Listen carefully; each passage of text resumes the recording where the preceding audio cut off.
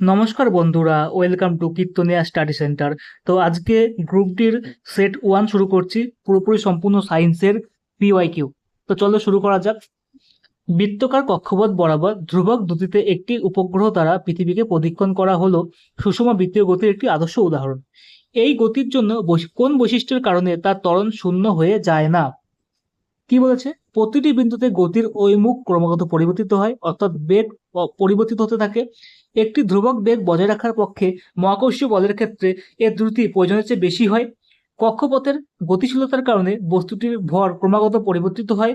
মোট যান্ত্রিক শক্তি সংরক্ষিত থাকে, যার ফলে ত্বরণের প্রয়োজন হয়। তাহলে কি হবে তোমরা বলো? সঠিক উত্তর হলো অপশন নাম্বার এ। কেন? যখন বৃত্তকার গতিপথে যাচ্ছে, এরকম করে ঘুরছে, মানে প্রত্যেকটা বিন্দু দিয়ে একটা বৃত্তকার হচ্ছে, প্রতিটি বিন্দুতে বেগের কি হচ্ছে? বেগ পরিবর্তিত হয়। প্রতিটি বিন্দুতে কি হয়? বেগ পরিবর্তিত হয়, মানে বেগ বেগ ক্রমাগত পরিবর্তিত হয়। এই জন্য বেগ পরিবর্তিত হয় বলে ত্বরণ কখনো শূন্য হতে পারে না। বোঝা গেল? নেক্সট,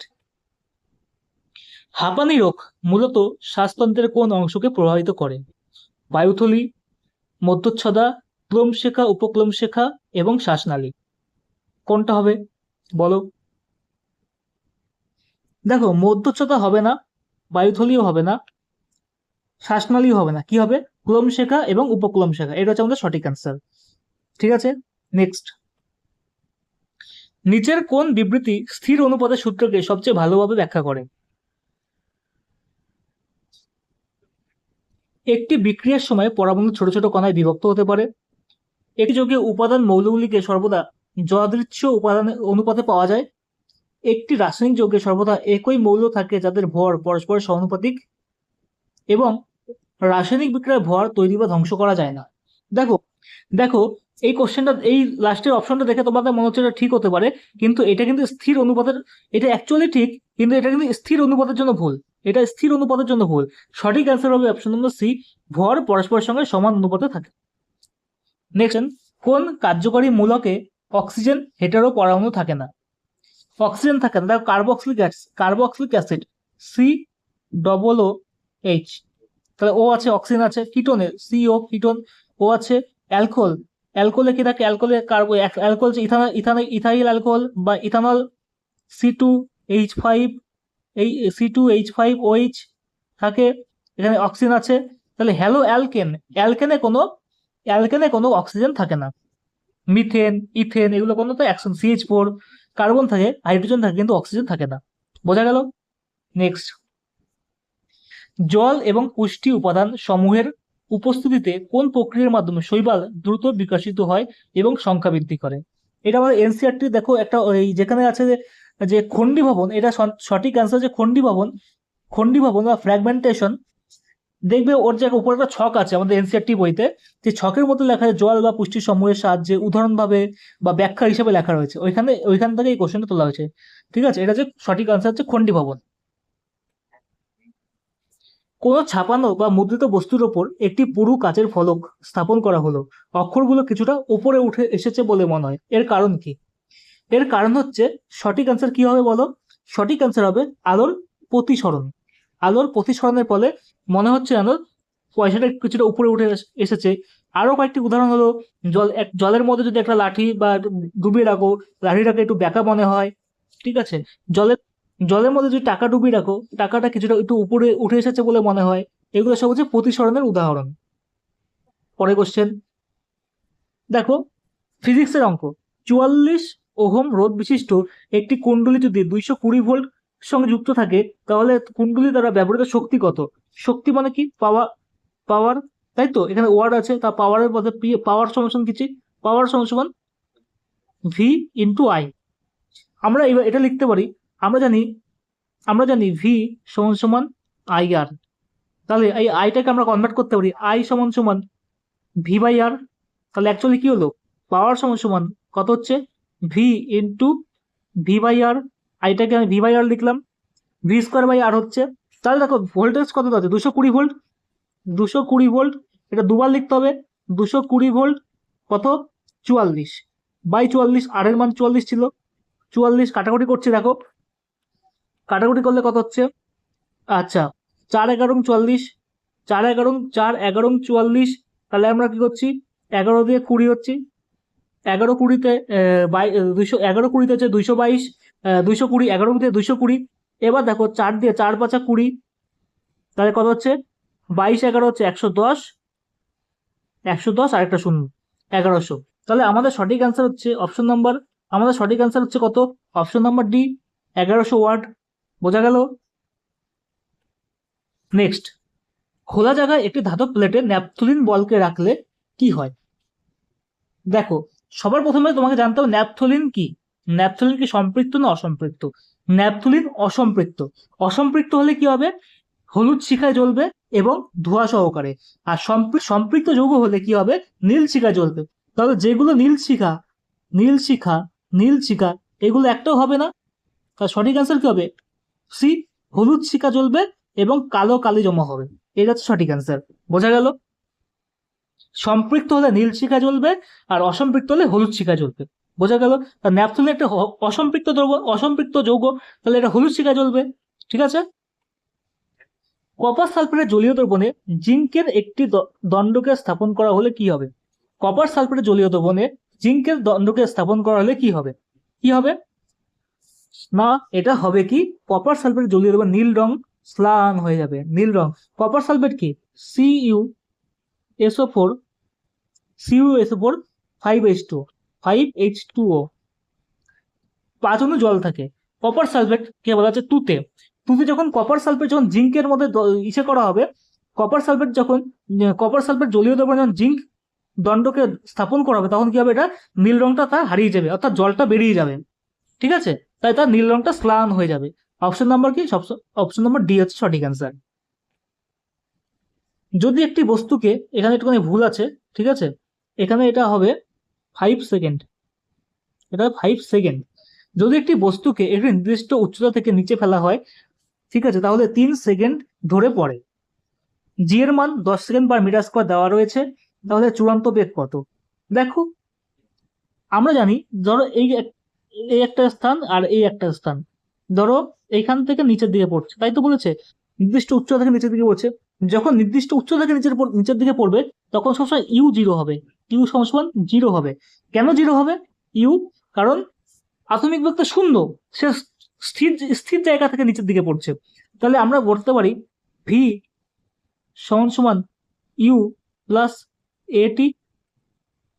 অন্তিম বেগ চেয়েছে, তাহলে ভি কত, ভি সমান ইউ কত 0 প্লাস এ কত, এ হচ্ছে 10, টি কত, টি হচ্ছে 3 সেকেন্ড।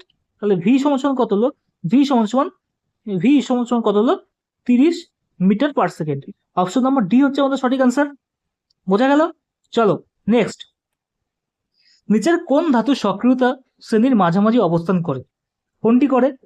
দেখো, সোডিয়াম, আমি সক্রিয়তা শ্রেণীটা একটু লিখে দিচ্ছি, তাহলে তোমরা বুঝতে পারবে। আগে লিখতে হবে, সবার ফার্স্টে কি আছে, পটাশিয়াম, তারপর কি আছে, সোডিয়াম, তারপর কি আছে, ক্যালসিয়াম, তারপর কি আছে, ম্যাগনেসিয়াম, তারপর কি আছে, অ্যালুমিনিয়াম, তারপর কি আছে, কার্বন, তারপর কি আছে, জিঙ্ক, তারপর কি আছে, লোহা, তারপর কি আছে, তারপর কি আছে, লেড, তারপর কি আছে, হাইড্রোজেন, তারপর কি আছে, কপার, তারপর কি আছে, মার্কারি, তারপর কি আছে, সিলভার, তারপর কি আছে, গোল্ড, তারপর কি আছে, প্লাটিনাম। এটা হচ্ছে আমাদের সক্রিয়তা শ্রেণীর সিরিজ। ঠিক আছে, এইভাবে নামছে, উপরের গুলো অধিক সক্রিয়, নিচের গুলো হচ্ছে কম সক্রিয়। ঠিক আছে, এবার বলেছে যে আমাকে অপশন দেখো, আয়রন, গোল্ড সব থেকে নিচে আছে, এটা একটা গোল্ড সব থেকে নিচে, তাহলে এটা হবে না। পটাশিয়াম সব থেকে ওপরে, হবে না। সোডিয়াম তারপরে, সোডিয়াম হবে না। তাহলে আয়রন হচ্ছে আমাদের সঠিক অ্যান্সার। আয়রন সক্রিয় শ্রেণীর মাঝামাঝি স্থানে অবস্থান করে। ঠিক আছে, বোঝা গেল? নাও পরের কোশ্চেন, প্রজাতির মধ্যে বৈচিত্র্য আনার জন্য কোন জৈবনিক প্রক্রিয়াটি গুরুত্বপূর্ণ? অবশ্যই যৌন জনন, দেখতেই অ্যান্সার হয়ে যাবে, কারণ যৌন জনন প্রক্রিয়ায় আমরা নানা রকম বৈচিত্র্য পাই, কখনো একই রকম হয় না। ঠিক আছে, নেক্সট, কোষ বিভাজনের কোন পদ্ধতির মাধ্যমে ডিপ্লয়েড ক্রোমোজোম বিভক্ত হয়ে হ্যাপ্লয়েড গ্যামেট পরিণত করে? অ্যাকচুয়ালি বলতে ডিপ্লয়েড মানে 2n থেকে n, হ্যাপ্লয়েড মানে হাফ হয়ে যায়, n হয়ে যায়। কোন বিভাজনে? সেটা হচ্ছে মিওসিস বিভাজনে। সেটা কোন বিভাজন? মিওসিস বিভাজনে। মাইট কোশ্চেন। নির্মুক্ত কোন উদ্ভিদ কলা সালোকসংশ্লেষ সম্পাদন করে, না সালোকসংশ্লেষ সম্পাদন করে কোন উদ্ভিদ কলা? সেটা হচ্ছে ক্লোরেন কাইমা। কেন ক্লোরেন কাইমা? কারণ এতে ক্লোরোফিল থাকে, এই জন্য ক্লোরেন কাইমা কি করে? সালোকসংশ্লেষ করতে পারে। জাইলেম আর ফ্লেম তো হচ্ছে কি কলা? সংবহন কলা। স্ক্লেন কাইমা দৃঢ় কলা, এর শক্ত কাঠামো কলা, এর কোনটা সালোকসংশ্লেষ হয় না, এটাও ভুল। নেক্সট কোশ্চেন, নিচের বিকল্পে উল্লিখিত কোনটির দ্বারা দ্রবণের গাঢ়তাকে প্রকাশ করা হয় না? হয় না বলেছে। দেখো, এটা কিন্তু আমাদের একদম দ্বিতীয় নাম্বার চ্যাপ্টার এনসিইআরটির পুরনো বইয়ের। সেটা হচ্ছে দ্রাবের আয়তন, দ্রবণের আয়তন। ঠিক আছে, দ্রাবের আয়তন, দ্রবণের ভর, দ্রাবের ভর, দ্রবণের ভর, দ্রাবের ভর, দ্রবণের আয়তন। একটা কথা তোমাকে মাথায় রাখতে হবে। সেটা কি? একটা কথা তোমাকে মাথায় রাখবে, সেটা হচ্ছে কখনো আয়তন উপরে নিচে ভর এটা হবে না। দ্রবণের ক্ষেত্রে ওপরে আয়তন থাকবে নিচে ভর থাকবে, এটা কখনোই হবে না। দেখো এখানে লেখা আছে ওপরে আয়তন, দ্রাবের আয়তন আর দ্রবণের ভর, তাহলে এটা হবে না। এটা হচ্ছে আমাদের অ্যান্সার, এটা হচ্ছে আমাদের অ্যান্সার। কিন্তু বাদ বাকি সবগুলো হচ্ছে ঠিক আছে। ও আয়তন বাই আয়তন, ভর বাই ভর, আয়তন বাই আয়তন, ভর বাই ভর, এগুলো সব হবে। ভর বাই আয়তন হবে, কিন্তু আয়তন বাই ভর এটা হবে না। অর্থাৎ দ্রাব বাই দ্রবণ, এখানে ভর আয়তন সব থাকবে, এখানে ভর আয়তন সব থাকবে, কিন্তু নিচে ভর উপরে আয়তন এটা কখনোই হবে না। নিচে ভর উপরে আয়তন কখনোই হবে না। উপরে আয়তন থাকলে নিচেও আয়তন থাকতে হবে, তবে উপরে ভর নিচে আয়তন এটা হবে। তোমরা এনসিইআরটি বইটা একটু ফলো করলে তোমরা ব্যাপারটা তোমরা বুঝতে পারবে কি বলতে চাইছে। মানে দ্রাবের ভর হবে, কিন্তু দ্রাবের ভর নিচে দ্রবণের আয়তন হবে, কিন্তু দ্রবণের আয়তন দ্রাবের ভর, দ্রাবের আয়তন দ্রবণের ভর এটা কখনো কিন্তু হবে না। ঠিক আছে, নেক্সট বিবৃতি। বিভব পার্থক্য, বিবৃতি 1, বিভব পার্থক্য ভোল্ট পরিমাপ করে। একদম ঠিক। ভি হচ্ছে ভোল্ট পরিমাপ একক, ভোল্ট, ভোল্টামিটার। বিবৃতি 2, 1 ভোল্ট হলো প্রতি কুলম্ব 1 নিউটনের সমান। 1 ভোল্ট হলো প্রতি কুলম্ব 1 নিউটনের সমান। এটা কি ঠিক? এটা কি ঠিক? আমরা জানি ভোল্ট সমান সমান কি হচ্ছে? Work, work by coulomb, work by coulomb প্রতি একক কুলম, মানে হচ্ছে কুলম। ঠিক আছে, কিন্তু 1 নিউটন, ওয়ার্ক কি নিউটন, ওয়ার্কের মান কি জুল, জুলের সমান হবে। ওয়ার্কের কারণ ওয়ার্কের মান হচ্ছে জুল, জুলের সমান হবে। ডাব্লিউ সমান কি হচ্ছে? ডাব্লিউ সমান হচ্ছে এফ আর এস, তাহলে নিউটন মিটার হবে। নিউটন মিটার হতে পারে, কিন্তু শুধুমাত্র নিউটন বলেছে সেটাও হবে না। আর ডাব্লিউ সমান জুল, মানে ওয়ার্কের একক কি জুল, ওয়ার্কের একক কি জুল, তাহলে জুল যেহেতু আছে ওয়ার্কের একক, কিন্তু এখানে দিয়েছে নিউটন, তাহলে শুধুমাত্র এক ঠিক। তাহলে শুধুমাত্র এক ঠিক কোনটা আছে? Option number A. ঠিক আছে, নেক্সট কোশ্চেন। ক্লোরিনের পারমাণবিক ভর সংখ্যা ভগ্নাংশ হয় কেন? কিসের জন্য হয়? ক্লোরিনে আয়ন থাকে? কখনোই না। পরীক্ষামূলক ত্রুটির কারণে না, যৌগিক প্রকৃতির কারণে না, আইসোটোপের জন্য। আইসোটোপের জন্য ক্লোরিনের পারমাণবিক ভর ভগ্নাংশ হয়। নেক্সট, নির্মুক্ত কোন বিকল্প সুষম গতির ক্ষেত্রে একটি উদাহরণ? সুষম গতি মানে একইভাবে গতিশীল, সুষম গতি মানে একইভাবে গতিশীল, এর কোনো স্পিড বাড়বে না। ঠিক আছে, এর কোনো স্পিড বাড়বে না। তাহলে কি হতে পারে? গাড়ি এক পথে ত্বরান্বিত, ত্বরণান্বিত হচ্ছে মানে, তাহলে এটা ভুল। ত্বরণ যেখানে থাকবে সেখানে গতিবেগ বাড়বে, গতিবেগ বাড়বে বলে ত্বরণ হবে, ভুল। উলম্বভাবে কখনোই সুষম বৃত্তীয় গতি হতে পারে না। উলম্বভাবে এরম করে পড়ছে, উলম্বভাবে কখনোই হতে পারে না। একটি ট্রেনের ট্র্যাকে এগিয়ে চলছে, ট্রেনের ট্র্যাক তো চাকা গোল, কিন্তু এগিয়ে চলছে তো, এর তো গতি আছে, গতিটা চেঞ্জ হচ্ছে তো, তাহলে এটা হতে পারে না। এটি ফ্যানের ব্লেড ধ্রুবক গতিতে চলছে, এটা হচ্ছে সঠিক অ্যান্সার। বোঝা গেল? নেক্সট, কোন বিবৃতি ঠিক? কার্য কেবল ঋণাত্মক করতে পারে। কেবল ঋণাত্মক? কেবল কখনোই না। কেবল ধনাত্মক? কখনোই না। কার্য স্মরণের উপর, বল এবং স্মরণের কৃতকার্যের উপর নির্ভর করে না বলেছে, কখনোই না। বলের অভিমুখের উপর নির্ভর করে কৃতকার্য ধনাত্মক এবং ঋণাত্মক হতে পারে, এটা হচ্ছে সঠিক অ্যান্সার। বলের অভিমুখ, বল এদিকে যাবে, বল যদি এদিকে যায়, স্মরণ যদি এদিকে হয়, তাহলে কার্য কি হচ্ছে? ধনাত্মক হচ্ছে। বল এদিকে যাচ্ছে কিন্তু এদিকে স্মরণ হচ্ছে, তাহলে কার্য হচ্ছে ঋণাত্মক। ঠিক আছে, তাহলে অপশন নম্বর ডি হচ্ছে আমাদের সঠিক অ্যান্সার। নেক্সট, সাবান পরিষ্কার করার ক্ষেত্রে বিশেষ মিশেলের ভূমিকা কি? জলের ক্ষরতা কমানো, মিশেল জলের ক্ষরতা কমায়? কখনোই না। জলের ফেনা তৈরি করে না। পৃষ্ঠটান বৃদ্ধি করে না, কাপড় থেকে তেল ময়লাকে আকর্ষণ করে অপসারণ করে। এটা হচ্ছে সঠিক answer. Next question, culture fishery. Culture fishery কি আর হচ্ছে ক্যাপচার ফিশারি কি, এটাকে জানতে হবে। কালচার ফিশারি কি আর ক্যাপচার ফিশারি কি? ক্যাপচার ফিশারি হচ্ছে এটা প্রাকৃতিক সম্পদ থেকে মাছ ধরা, এটা হচ্ছে ক্যাপচার ফিশারি। আর কালচার ফিশারি কি? মাছ চাষ করাকে কালচার ফিশারি বলে। তাহলে আমার সঠিক অ্যান্সার কি হবে?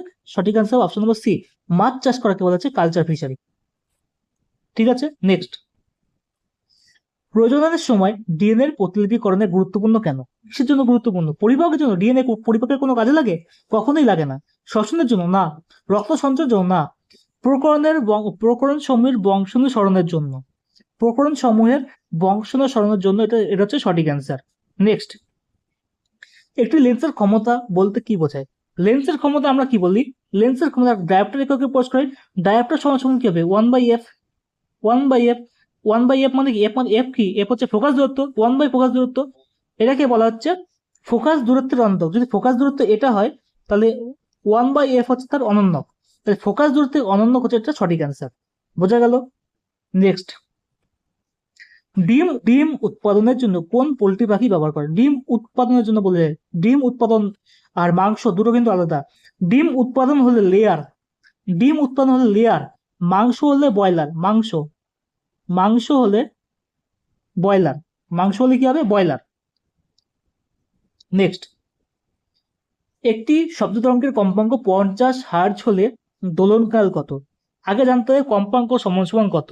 কম্পাঙ্ক, কম্পাঙ্ক আমরা লিখলি উল্টো ইউ, নিউ মানে ইউ ইউ টাইপের এরকম। কম্পাঙ্ক সমান সমান 1/, পর্যায়কাল। 1/, পর্যায়কাল। বলছে একটি পূর্ণ দোলন করতে কত সময় লাগবে। তাহলে এটা আমরা এসে করতে পারি, এখানে টিটা নিয়ে ইউ মানে নিউটা নিয়ে আসবো, এখানে টিটা কনভার্ট করবো। টি সমান সমান 1/, নিউ, 1/, নিউ। তাহলে 1/50। তাহলে কত হবে? 1/50 করলে কত হবে? 1/50 করলে হবে সমান সমান 0.0. একের পরে এক পয়েন্টের জন্য একটা শূন্য, আর শূন্যর জন্য একটা শূন্য। 50 দুগুণে 100, তাহলে 0.02। অপশন হবে অপশন নম্বর সি হচ্ছে আমাদের সঠিক অ্যান্সার। ঠিক আছে, বোঝা গেল কি? দেখো 50কে যদি 50 দিয়ে যদি 1কে ভাগ করো তাহলে কি হবে? পয়েন্টের জন্য একটা শূন্য, শূন্যর জন্য একটা শূন্য। 50 দুগুণে 1, 0.02। বোঝা গেল? নেক্সট, আচ্ছা আমাদের আজকের শিফট শেষ হয়ে গেছে, সেট শেষ হয়ে গেছে। কেমন লাগলো অবশ্যই তোমরা কমেন্ট করে জানাও। ভিডিওটি যদি এরকম যদি ভিডিও আরো পেতে চাও অবশ্যই কমেন্ট করো, লাইক করো, সাবস্ক্রাইব করো। ভিডিওটি ভালো লাগলে, তোমাদের ইনফরমেশন যদি খুব ভালো লাগে, ঠিক আছে, এবং পাশে থাকো, সাপোর্ট করো। চলো, বাই।